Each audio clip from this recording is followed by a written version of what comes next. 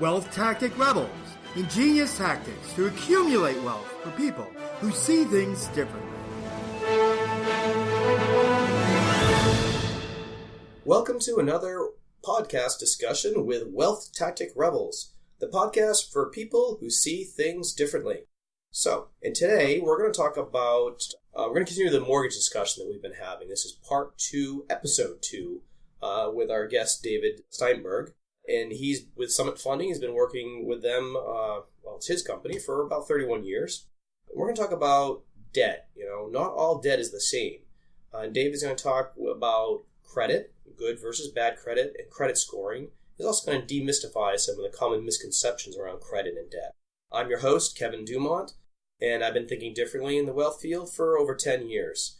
And joining us today is David. Hi, Kevin. So my company, Summit Funding, has been in business for 31 years, and we pride ourselves in how can we make it as easy as humanly possible for someone to get a mortgage. Sometimes that distinction, taking the same question and looking at it from a different angle, makes all the difference in the world. Right. And so we take a personal approach, working with clients individually, understanding their needs, looking at ways that we can help them. And along the way, we've learned a lot about credit, because every time we work with someone, we're looking at their credit report. We're looking at their credit score. We're looking at how they use credit. And that has educated and informed what we'll discuss. Okay. So, credit's very important. People may think about it a lot. They may not think about it a lot. I don't know. Maybe they're thinking more about their vacations, whatever it is. But but it is important. It's a big factor. In the mortgages. So can you talk a little bit about let's start with debt. That's an area I think a lot of people are very, very focused on, and they automatically assume oftentimes one debt's the same as another, right? Right. So people like you and I make distinctions. And one of the distinctions we make is what the debt is for. So, for example, a student loan is a great form of debt. You're getting an education, you're paying for it with a loan. Obviously, it's great if somebody has the resources. They're lucky enough not to need that debt. Right. But that's debt aimed at a specific purpose. Right. Debt that is, let's say, related to home acquisition. You buy a home, you have $1 million asset, you have a $700,000 mortgage. That's great debt. Right. Credit card debt, on the other hand, is generally bad debt. Right. Because if you do not pay it in full every month, you're incurring an interest charge. Generally speaking, there is not an offsetting asset. Right. So if you wanted to make the distinction, if you're taking debt to acquire an asset, and that asset has a long life, right, that's good debt. Right.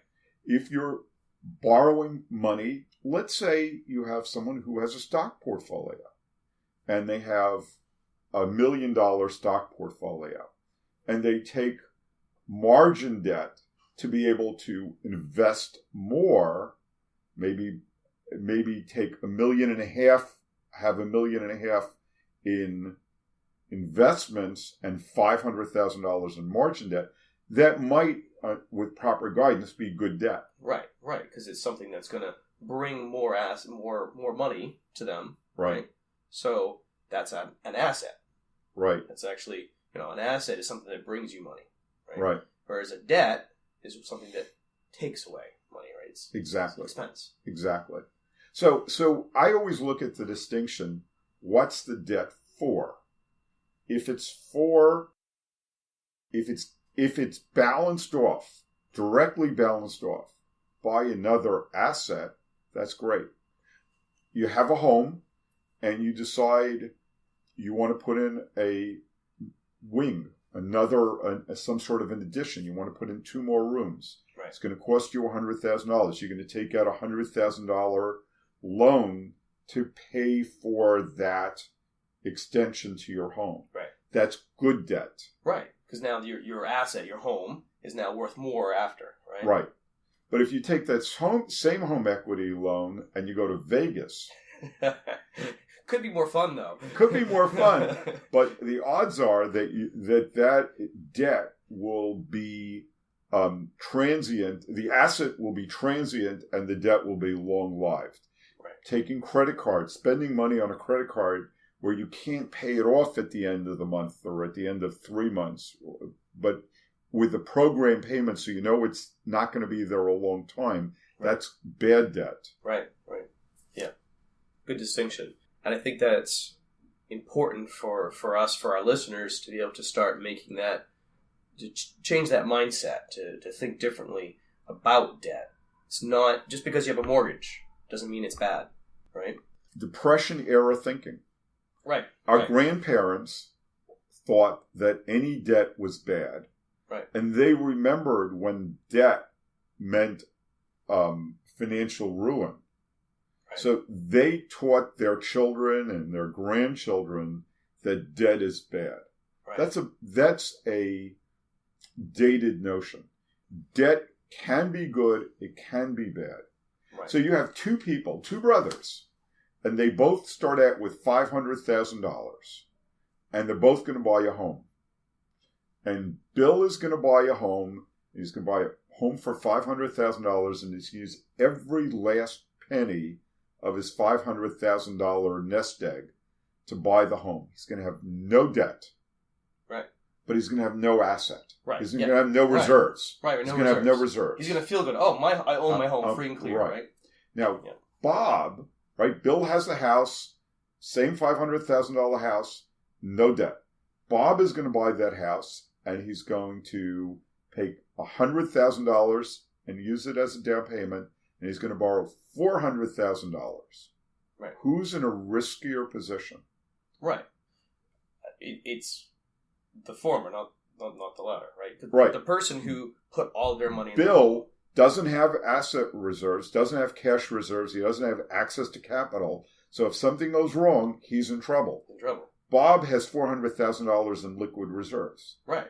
But in the depression model, where all debt was the same and all debt was bad, people made decisions to eliminate debt. Right. And that no longer is a wise decision. Right. It may have been wise 100 years ago. Right. And I think we did see a lot of that in the more recent recession, right? A lot of people kind of follow that idea, that philosophy, so they have no money in reserves. So they lose their job. Now they have nothing to fall back on. They can't access any equity they have in their home. They still end up losing their home. Right, because exactly. they have no money. Exactly. Right? Exactly. So that's not the secure position. Right. I agree. Keeping money in reserves as much as you can have access to. And now is actually an asset for you because you can, like you say, put that money into something else, and you can grow it. Exactly. So now let's talk about credit scoring. Let's talk about credit scores because everyone who is an economic player in the United States has a credit score.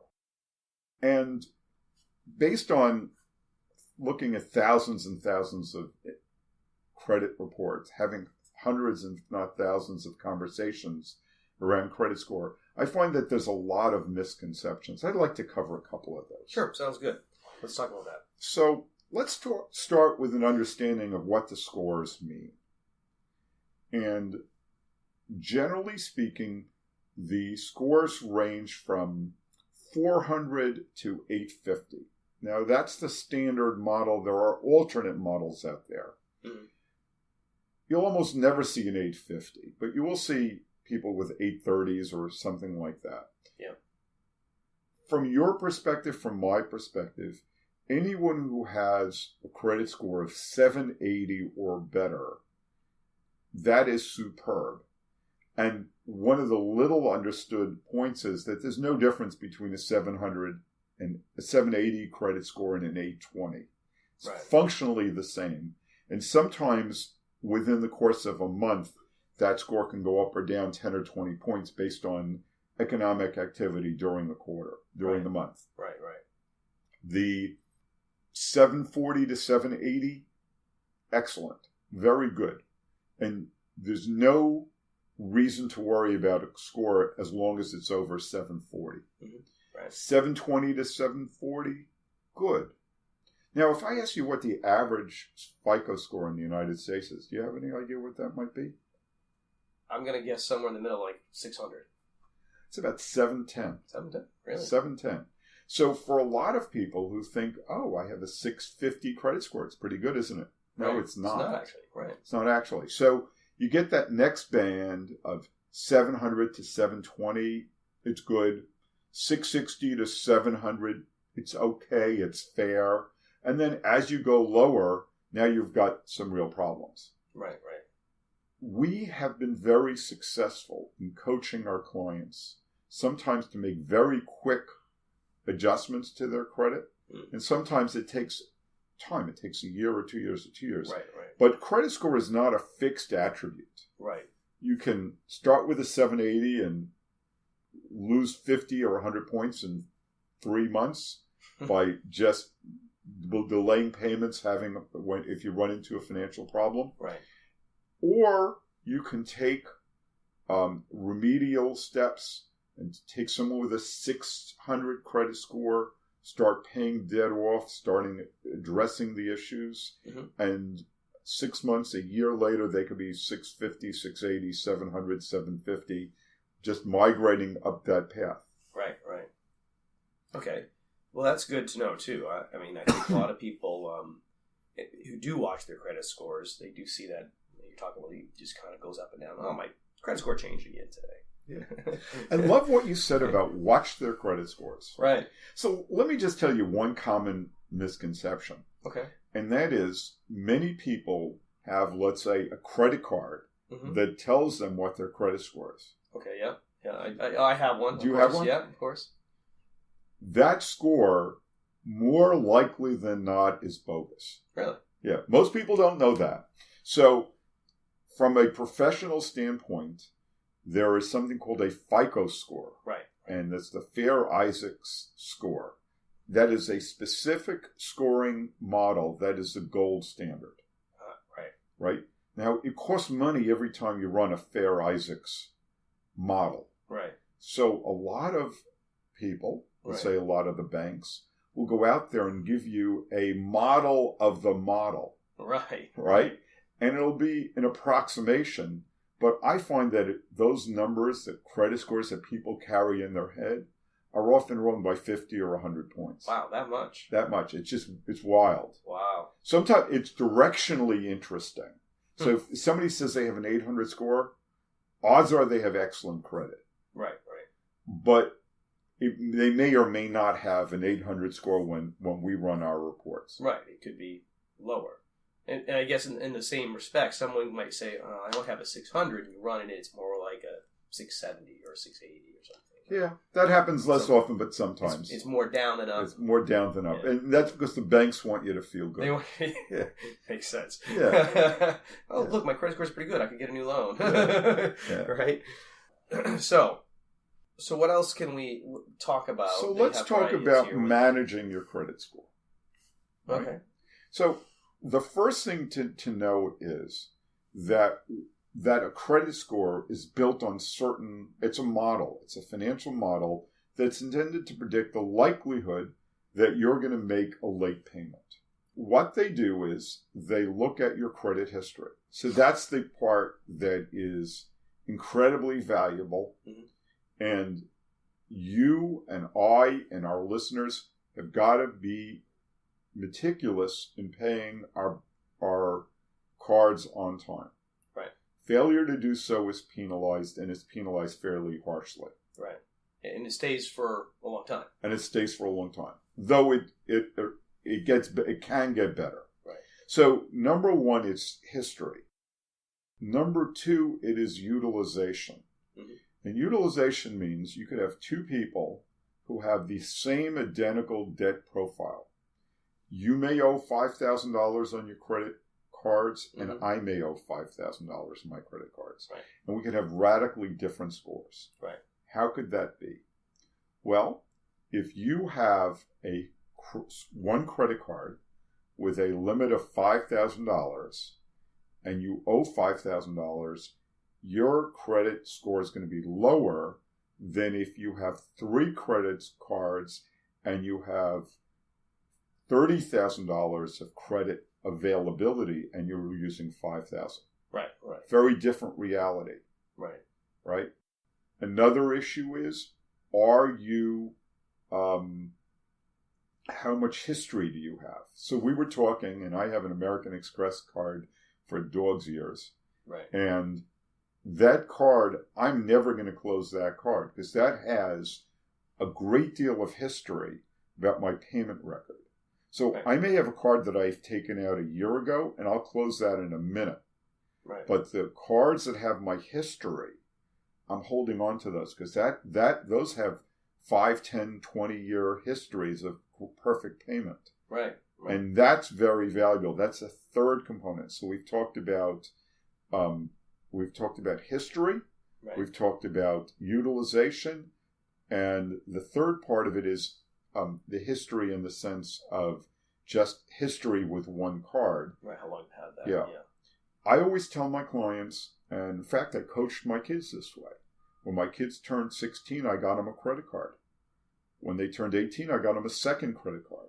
By the time they were in their mid-20s, they had 800 credit scores because they had 2 or 3 credit cards with perfect payment records. Right. Utilization and perfect payment. So the idea of having one credit card, wrong. Multiple credit cards used regularly and paid in full, right. That gives you the gold standard. And finally, one last criteria, just so your people are familiar with it, is different kinds of credit. So maybe installment debt of some sort, a mortgage of some sort, credit cards, maybe a car loan or a car lease, different kinds of credit that fills out the picture, and it shows that you are able to manage your debt, and that generates a good credit score. Good tips there. Are there any other tips that you could share that could help some of our listeners? Maybe they don't have perfect credit, they want to do something to increase it. Great question, Kevin. So let's talk about 3 things very quickly.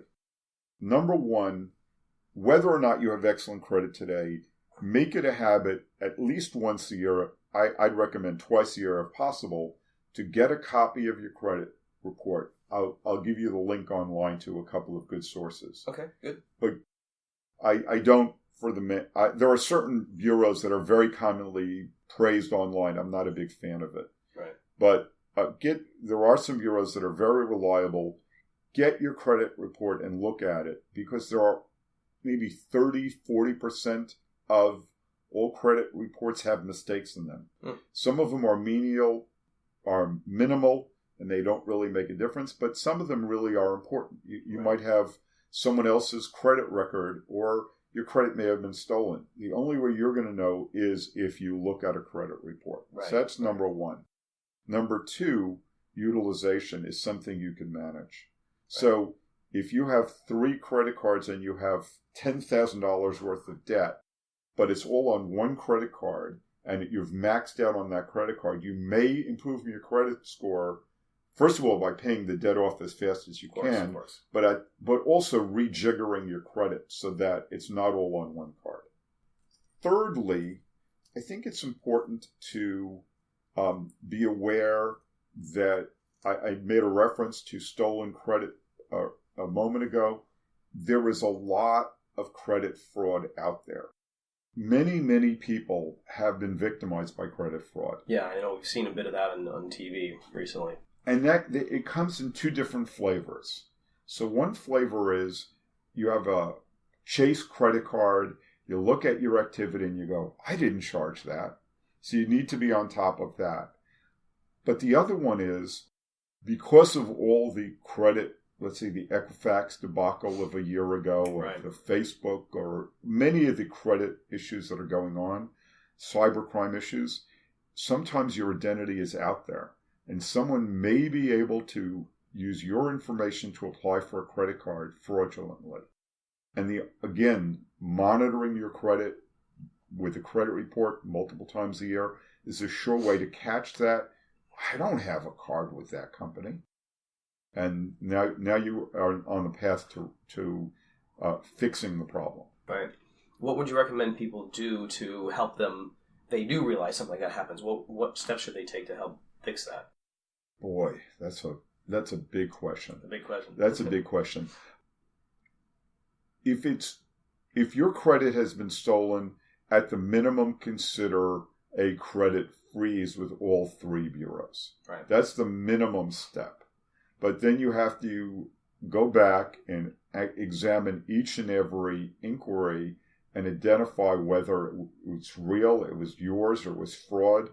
And that's a whole reconstruction effort that sometimes can take people months and months, and it's a massive headache. Yeah, and they'll have to work with the bureaus, right, to straighten that out. Yeah. Again, I think this is valuable information for our listeners here. They're today's society, there's plentiful information out there, but it's not easy to sort through what's true and what's not, right? So there's a lot of misconceptions especially with debt, like you're talking about. Some of it's handed down from our grandparents, great-grandparents, and whatnot. So appreciate you sorting that out for our listeners and to help them understand a little bit more about their credit and what types of things affect that. I'm a mortgage guy, and one of the mistakes that we see is that people wait too long to run their credit before they decide to buy a home. Right. So when you're in the market to do a major economic purchase, whether it's mostly a home, but sometimes it could be a car or a boat or something. Yeah. But if you're in the market for a major economic event, purchase of a home, the earlier you start, the more lead time you have, the better your ability to recover from errors on your credit report, from fraud, from coming up with a strategy and getting it done. So I'm a big fan of starting early. Good advice. I appreciate that. So thank you for joining us again today. We really appreciate your time. Our Wealth Tactic Rebels are I'm sure, going to find great value in this. Again, we're going to put your information on the show notes page, wealthtacticrebels.com, and you said you were going to provide them with a link. Yeah, I'll give you a list of a couple of good credit ways to get an annual credit report. Okay, fantastic. I'll put that on the show notes page as well.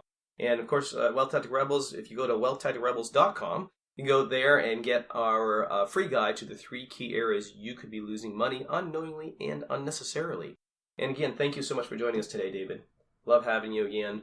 My pleasure. You're a fantastic expert to have here, and great for conversation. So, Wealth Tech Rebels, thank you for joining us, and we'll talk to you again soon. Have a fantastic day.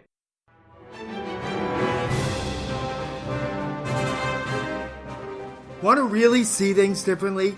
Take our course, Ingenious Tactics 201, where we teach you all the wealth accumulating tactics with detailed real-life examples. See your progress with quizzes and a certificate of completion. For course details, visit wealthtacticrebels.com. Sign up today and start seeing things differently.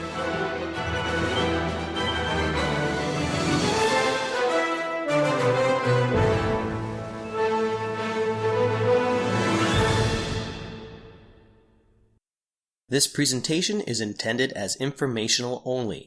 The information presented does not consider your particular financial objectives, risk tolerance, time horizon, or other unique circumstances, and does not constitute a personalized recommendation or replace the advice of a financial, tax, or legal advisor or other qualified professionals. Do your own research and do not use the information of this presentation in place of a customized consultation with a licensed professional. To the best of our ability, we provide content that is accurate as of the date of release. However, we give no assurance or guarantee regarding its accuracy, timeliness, completeness, or applicability. We assume no liability for the information of this and related presentations.